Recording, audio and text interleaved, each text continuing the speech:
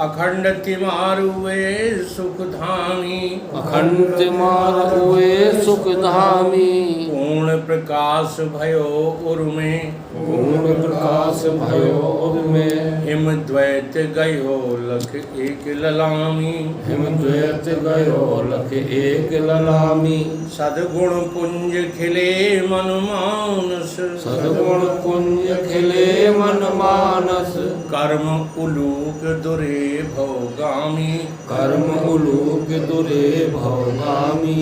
आत्म रूप विराज रहे, आत्म रूप विराज रहे। गुरुदेव को बारंबार नमामि, गुरुदेव को बारंबार नमामि। गुरुदेव को बारंबार नमामि। गुरुदेव को बारंबार नमामि।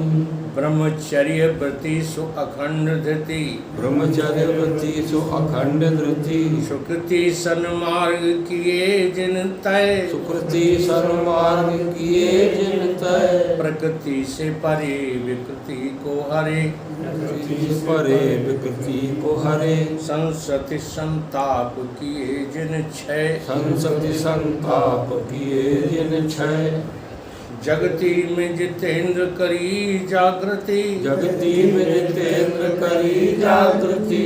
निर्मल सद ज्ञान दियो निर्भय, निर्मल सत ज्ञान दियो निर्भय।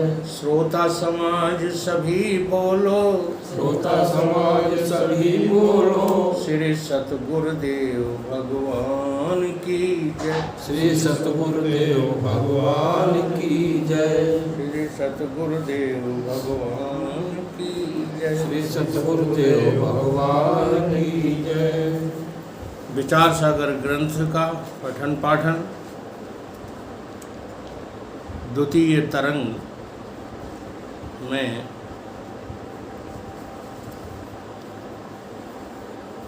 पूर्व पक्षी जिसे शंका होती है, वेदांत ने ये कहा कि अधिकार, विषय, प्रयोजन और संबंध, ये जो चतुष्टय अनुबंध है, इसके बिना जो है साक्षात्कार नहीं हो सकता। तो पूर्व पक्षी इसका खंडन कर रहा है कि वेदांत के विषय से कुछ नहीं, अधिकारी हो चाहे ना हो, भगवान को मिल जाओगे। तो वो खंडन करते करते अब प्रयोजन की खंडन पे आ गया कि भगवत प्राप्ति प्रयोजन हो चाहे ना हो, वो तो भगवान मिल ही जाएंगे। तो ये जो खंडन अभी चल रहा है पूर्व पक्ष का, इसमें कोई बात जो है सत्य मत समझ लेना। पूर्व पक्षी जब बोलता है तो बड़े जो है प्रमाण के साथ बोलता है, बड़ी सुलझी हुई बुद्धि से बोलता है। तो अपन लोग उन बातों को पकड़ लेते हैं और बस जहाँ जहाँ वेदांत की चर्चा होती है वहाँ खंडन करने लगते हैं। ऐसा नहीं होना चाहिए, बल्कि ईमानदारी के साथ इस बात को ग्रहण करो कि पूर्व पक्षी जो है वो तुम्हें सुलझाने के लिए झूठ बोल रहा है, ये झूठे दावा कर रहा है। तो क्या कह रहा है वो?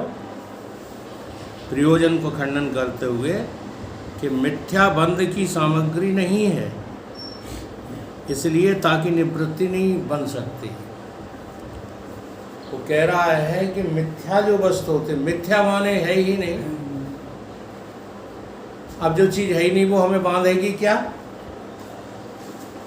ये कह रहा हो, जैसे जगदीश कह रहे तो संसार है ही नहीं। हाँ, हम तो मुक्त हैं। किसी में है नहीं तो बताओ कैसे बांध दे। बड़ा जल्दी समर्थन दे देते हैं ऐसे लोग जो बंधे पड़े हैं। अभी कल हमने भजन सुनाया था ना, बंधे पड़े हैं लेकिन हर हाल में खुश हैं। बंधे डरे हैं लेकिन खुश क्या है? अब उसका एक दृष्टांत है। बहुत बढ़िया। काल के मुख में जो मेंढक चला गया सर्प के मुख में, अब काल का ही मुख तो है और जीव लपलपा रहा है, किसके लिए? शिकार के लिए। हाँ, बंधे पड़े हैं, मरे पड़े हैं, फिर भी हर हाल में जो है अपने को जीवित समझ रहे हैं।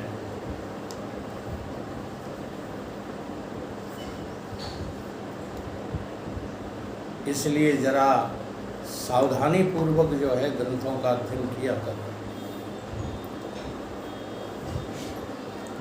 झूठे सुख को सुख कहो, मानत मन में मोद, जगत चवे न काल का, कछु मुख में कछु बोध। अब क्यों खुशियां मना रहे हो? किस बात के तुम जो है सुखी हो बता दो। काल की गोद में बैठे हैं कुछ लोग मुख में फंसे बैठे हैं। अब जिनका शरीर स्वस्थ है वो अस्वस्थ वालों को तो देख रहे हैं जल्दी मर जाएंगे, और अपने को क्या देख रहे हैं? हम नहीं मरेंगे, जबकि खुद भी गोद में ही बैठे हुए हैं काल की में। तो इस तरह से जो है पूर्व पक्षी खंडन करता रहता है।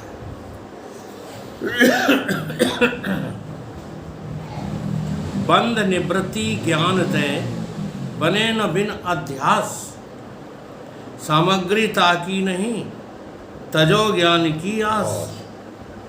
कहते हैं ज्ञान को छोड़ो,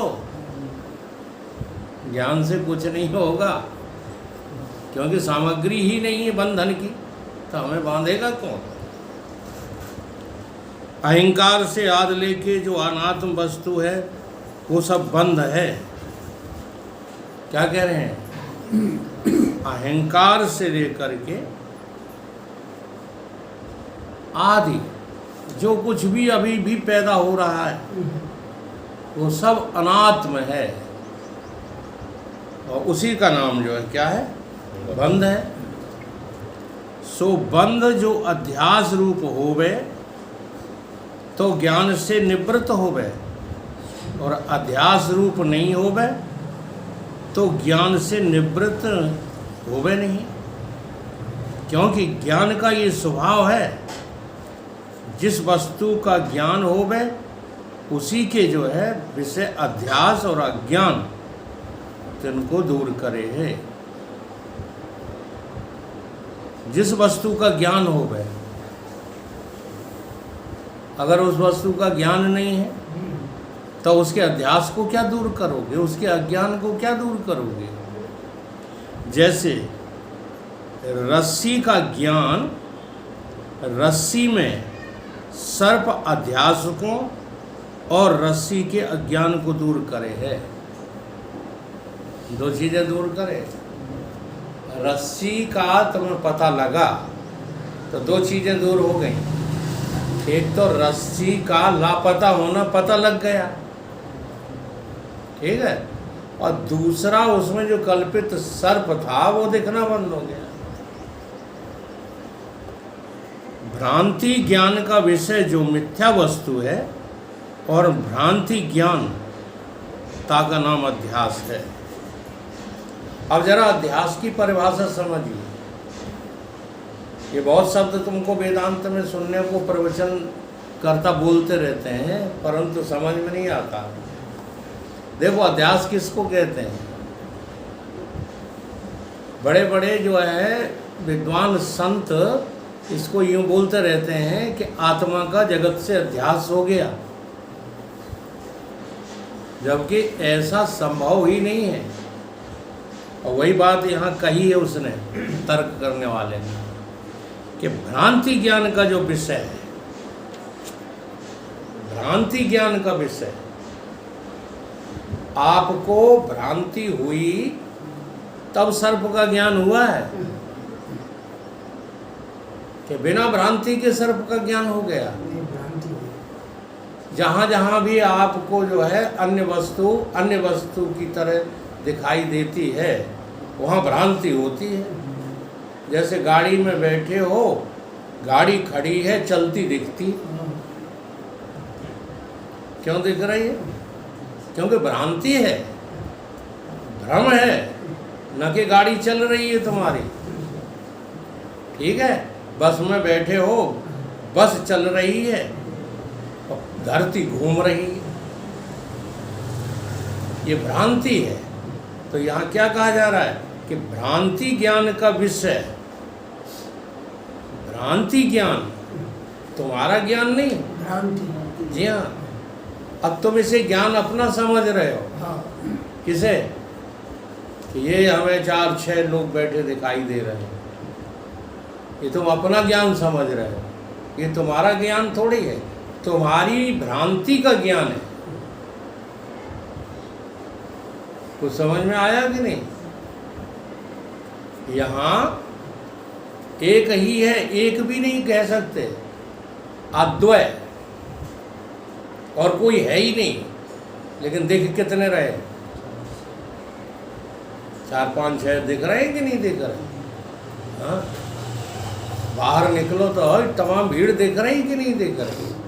तो ये किससे दिख रही है? भ्रांति से, भ्रांति ज्ञान से, खाली भ्रांति से नहीं। देखो, खाली भ्रांति हो जाए और ज्ञान ना हो तो कुछ दिखेगा ही नहीं, क्योंकि भ्रांति तो नींद में भी है, लेकिन नींद में कोई ज्ञान नहीं। नींद में ज्ञान है आपको कुछ, लेकिन भ्रांति तो वहाँ भी है कि नहीं? तो बड़े बारीक विषय हैं ये, तर्क करने वाला भी बहुत होशियार होना चाहिए। तो भ्रांति ज्ञान का विषय वो क्या है कि मिथ्या है। भ्रांति ज्ञान का विषय क्या है? मिथ्या वस्तु। मिथ्या वस्तु। और भ्रांति ज्ञान और भ्रांति ज्ञान। ज्ञान। अब ये चीज समझ में आई? दो है यहाँ, हाँ। भ्रांति ज्ञान का विषय और भ्रांति। और भ्रांति ज्ञान, खाली भ्रांति नहीं। हाँ, भ्रांति ज्ञान। ये दोनों मिलके अध्यास कहलाते हैं। अब जरा इसकी बारीकी पकड़िएगा, भ्रांति ज्ञान का विषय और भ्रांति ज्ञान, इनका जो है ये दोनों मिल जाएंगे तो अध्यास होने लगेगा दिखने का। इसलिए कहते हैं कि ये जगत जो है अधिष्ठान में अध्यस्त है अध्यास से, इसका नाम अध्यास है। कभी भूल करके भी ये मत कहना कि आत्मा ने फलाने से अध्यास कर लिया, क्योंकि बिल्कुल ना समझी होगी। अगर आप आत्मा हो तो भ्रांति कहाँ है? अगर रस्सी आपको दिख रही है तो भ्रांति कहाँ है? जब भ्रांति हुई है तब रस्सी का दिखना पहले बंद हुआ है। आंशिक रूप से तो दिख रही, इसीलिए उसका नाम भ्रांति ज्ञान है। ऐसा नहीं है श्रीमान जी, हाँ, कि रस्सी आपको कतई नहीं दिख रही। मंद अंधकार में भी रस्सी आंशिक रूप से दिख रही है। नहीं, सर्प का ही अध्यास क्यों हुआ है बताइए? अगर वहाँ रस्सी की जगह कोई वैसी गोल मटोल चीज पड़ी हो तो क्या सर्प का अध्यास होगा? पत्थर पड़ा हो तो क्या सर्प का अध्यास होगा? नहीं होगा। इससे पता लगता है कि मंद अंधकार में भी हमको पूरी रस्सी नहीं दिख रही, लेकिन आंशिक रस्सी तो दिख रही है, और उसी का नाम भ्रांति है, भ्रांति ज्ञान है।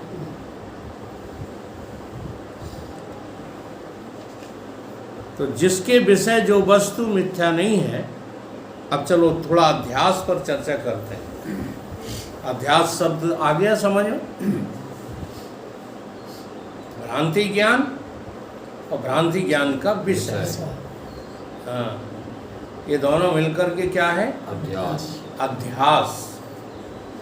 अभ्यास मत बोलना, नहीं, अध्यास। अध्यास। तो ऊपर शून्य लिखा जाएगा, क्या? शून्य आया। हाँ, तो अध्यास रूप जो होगा वो जीरो ही तो होगा, इसलिए जी अध्यास वहाँ जीरो दिख दिया। अध्यास रूप जीरो हो गया हाँ तो ज्ञान से निवृत्त हो गया।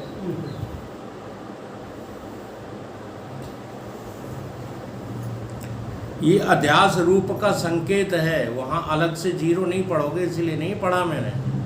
अगर तुम इसको जीरो हो में पढ़ो तो ज्ञान से निवृत्त कैसे होगा? अभ्यास ही हैं? अभ्यास भी जीरो। जी हाँ, अध्यास को जीरो दर्शा रहे हैं।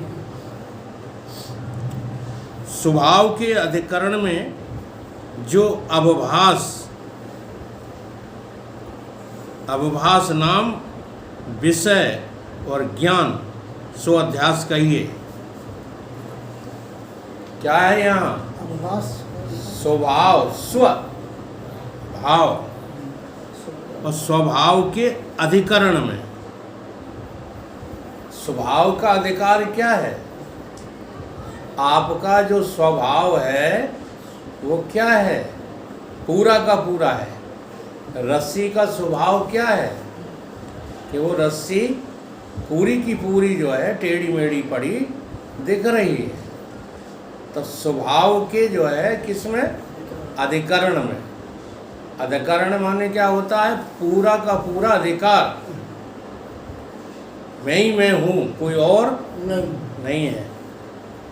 जो भासपना है, अब इस पूरे अधिकार में जो भासपना हो रहा है, रस्सी पूरी नहीं दिख रही, रस्सी में भास हो रहा है क्योंकि वो लंबी है इसलिए। अरे किसी को भी आप जो है उस उदाहरण बना सकते हैं। कोई गोल मटोल वस्तु है, उसमें भी कुछ भाषा ही तो होगा कि ये पूरी नहीं दिख रही है, आंशिक रूप से दिख रही है, तो उसमें भास होगा। भास का नहीं मतलब समझते हो? भास का मतलब होता है ज्ञानपना। जो चीज है उसी का भास होना मतलब ज्ञान होना। कोई दूसरी चीज है ही नहीं। है नहीं, बात ये है तो है नहीं, फिर भी वो दिख रही है। इसलिए क्या है कि उसी में कुछ भास हो रहा है। अब ढूंढ में भूत है क्या? लेकिन ढूंढ में भूत भास हो रहा है। यह अध्यास की परिभाषा है। तुम्हारा स्वभाव अध्यस्त नहीं होता, स्वभाव के अधिकरण में। यानी अधिकृत तो क्या है? अधिकार क्या है तुम्हारा? तुम्हारे स्वभाव पर। लेकिन उसमें जो भास अवभास हो रहा है, अवभास नाम विषय और ज्ञान, जो विषय अब दिखने लगा, जो अवभास होने लगा, उसी का नाम अध्यास। समझ रहे हैं कि नहीं? अब इसको याद आप जो है बहुत ढंग से समझना चाहते हो तो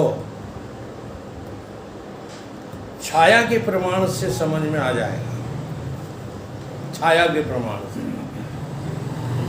जैसे आप वहाँ धूप में खड़े हो जाएंगे तो एक लंबी सी आपकी छाया पड़ेगी, ठीक है? तो आपका अधिकार छाया पर है कि अपने पर है ना? अपने अधिकार में, अपने अधिकरण में, ये शब्द को यूँ समझिए, अपने अधिकरण में जो भास हो रही है छाया। अब ये छाया जिस जिस को टच करेगी, जिस जिस विषय को देखेगी, वही रूप होती चली जाएगी। तो इस छाया का सबसे अध्यास हो जाएगा। तुम्हारा किसी से नहीं होगा। हवाई क्लियर समझ? ये अध्यास भी चिदाभास नहीं है। हाँ, अब रटोगे तो चिदाभास कहोगे, इसलिए यहाँ रटने वाली बात के शब्दों को लिए ही नहीं। अब भास होना, अवभास अब वो क्या अवभास हो रहा है ये तुम जानते। उदाहरण में रस्सी में सर्प अवभासित है, ठीक है? दृष्टांत में आत्मा में सब कुछ अवभासित है, सब कुछ अवभासित है। अब खाली आभास को लोगे तो चक्कर में पड़ जाओगे। अगर तुम्हारी समझ में आ जाए सब कुछ अवभासित है, तब आप कहते किस में अविभासित है? तो चेतन के चिदाभास में अविभासित। समझ में नहीं आ रहा तो हम चिदाभास रटते रहो। इस चिदाभास के रटने से कुछ नहीं होगा, समझ में बात आनी चाहिए। जैसे क्या लगता है जब बुखार आता है आपको? हमें बुखार आया कि बुखार अविभाषित है? लगता क्या है? हमें आया। आया हाँ। अब जिस दिन ये समझ में आ जाएगी बात, उस दिन मुझे कोई विकार छू नहीं सकता। जब मौत नहीं छू सकती तो बुखार क्या चीज है?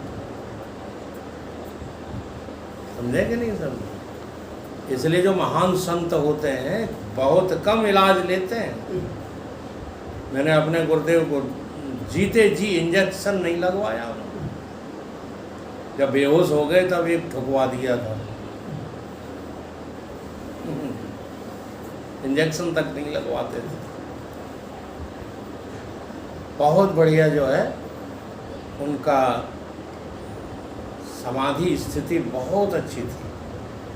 इतनी पीड़ा, हाँ, जब वो जो है व्यवहार में होते थे तो इतनी पीड़ा थी कि जब वो दर्द शुरू हो तो नवंबर के महीने में, ठंड के महीने में पसीना टप टप टपकता था शरीर से दर्द की मार। लेकिन जवान से हाय दैया तो सवाल ही पैदा नहीं। एक ही शब्द निकलता था उनके मुंह से, जय गुरुदेव, जय गुरुदेव।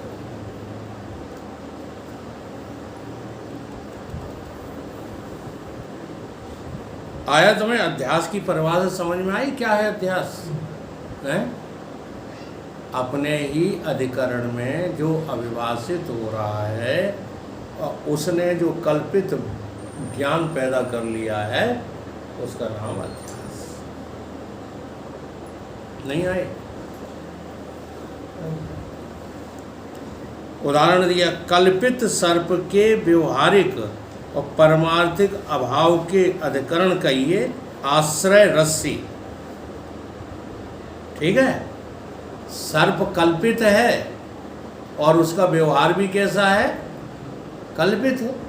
कल्पित का व्यवहार कैसा हो? ये संसार जो है कल्पित है तो व्यवहार सत्य हो जाएगा। तो कल्पित सर्प का कल्पित व्यवहार किसमें? रस्सी में। प्रतिभाषक सर्प का अभिभास कहिए। सर्प और उसका ज्ञान है ना, जो रस्सी में जो सर्प दिखा, दिखा माने ज्ञान, तो उसका ज्ञान सर्प का और स्वयं सर्प कैसा? अभिभाषित। ये अध्यास, इसका नाम क्या है? अध्यास है। दूसरी परिभाषा सुनो, अधिष्ठान से विषम सत्ता वाला जो अवभास है उसका नाम अध्यास है। अधिष्ठान वस्तु का जो विषम सत्ता वाला है, ठीक, इसको तो मैंने कई बार समझाया है। सत्ताएं क्या हैं? सत्ता कितनी है? 3, व्यवहारिक सत्ता, प्रतिभाषिक सत्ता और परमार्थिक सत्ता। ठीक, परमार्थिक सत्ता का नाम अधिष्ठान होता है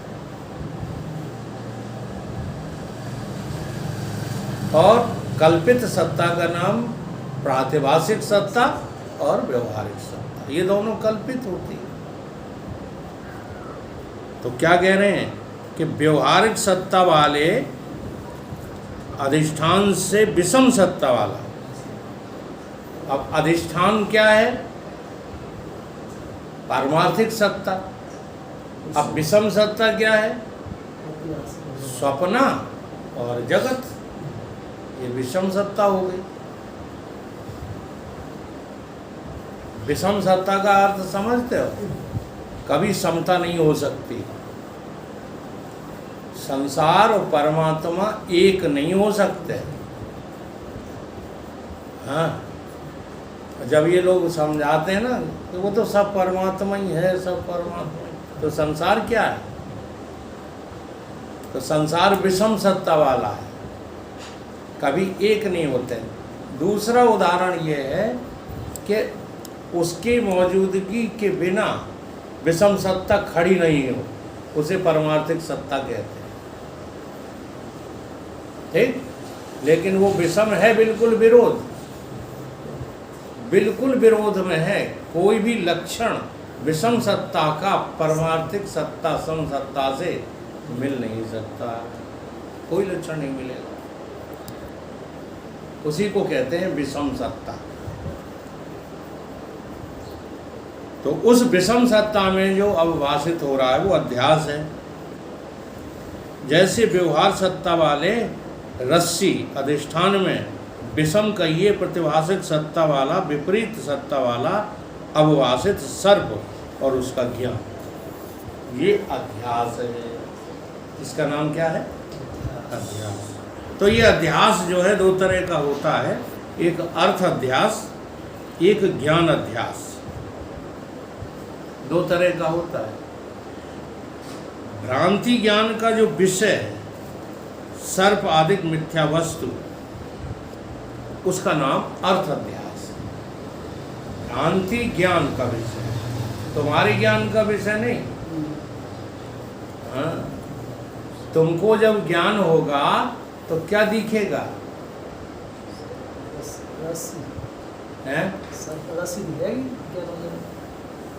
हाँ, वहाँ रस्सी दिखेगी हाँ, वहाँ की उदाहरण में। और सिद्धांत में जब तुम्हें ज्ञान होगा तो क्या दिखेगी? संसार दिखेगा कि आत्मा दिखेगी? हैं? संसार दिखेगा हमें। संसार नहीं दिखेगा। ज्ञान हो जाए तो क्या दिखेगा? कहाँ चला जाएगा? बनाता है वो मिथ्या। यही तो बात है, अध्यास रूप से देखेगा। कैसा देखेगा? अध्यास रूप से। मैं आत्मा हूँ तो सब कुछ आत्मा ही है, लेकिन ये देख क्या रहा है कि ये अध्यास मुझ में क्या है? ये अध्यास। तो भ्रांति ज्ञान का जो विषय सर्पादिक वस्तु सो अर्थ अध्यास है।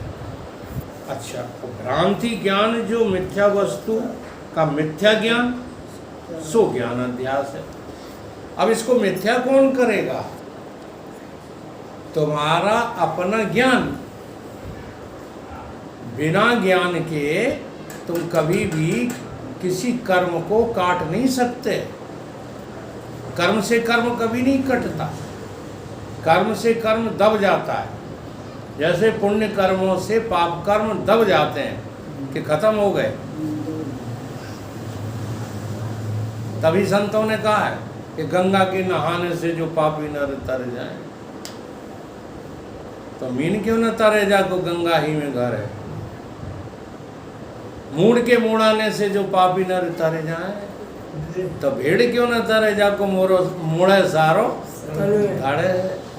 और तिलक की लगाने से जो पापी नर तरे जाए, तो हाथी क्यों न तरे जाके लगत सिंदूर है। बाल के बढ़ाने से जो पापी नर तर जाए, तो रीछ क्यों न तरे जाको बालों को ही धड़े। तो भाई क्या तरेगा? तो वही जिसने अपने आप को जाना है। तरेगा तो वही जिसके हृदय में हरि है। हृदय में हरि होने का नाम क्या है? हृदय में तो दो ही चीजें रहती हैं, तीसरी कोई रहती नहीं है। क्या रहती है हृदय में?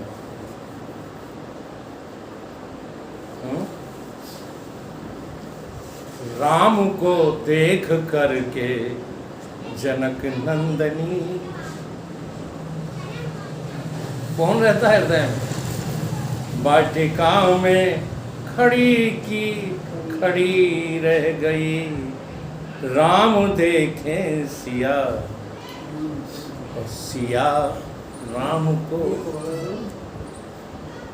ये नैना लड़े के लड़े रह गए। अब सारे भजन गाने वाले इसको स्थूल में घटाते रहते हैं। ये बात कहाँ की है? ये बात हृदय की है। हनुमान जी जब मोतियों को तोड़ तोड़ के फेंक रहे थे, तो जो है विभीषण ने व्यंग कस दिया कि बंदर क्या जाने